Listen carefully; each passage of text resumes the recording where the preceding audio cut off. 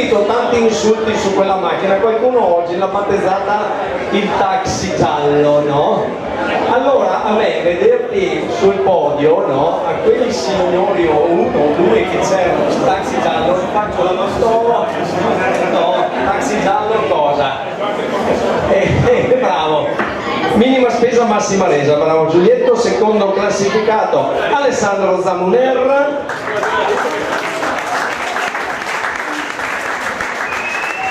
E giusto per farlo incazzare, perde il gradino più alto del podio sulla somma di due manche per soli 4, anzi sì, 4 centesimi, perché il gradino più alto del podio va ad Alessandro Sandin.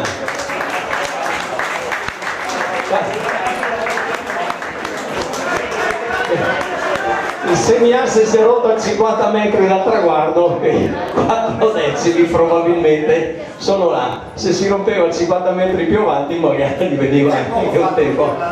L'ultimo master hai fatto un 0,6 e 16.